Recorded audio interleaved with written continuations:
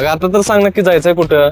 आपल्या नवीन बिझनेसच्या शॉपिंग साठी. 1 मिनिट, आता आणि नवीन बिझनेस? अरे कालच माझ्या फ्रेंडशी माझं बोलणं झालं. सध्या सॅलॉन बिझनेस इतका जोमात चालतोय ना, काय सांगू. सो मी तोच करण्याचा विचार करतेय.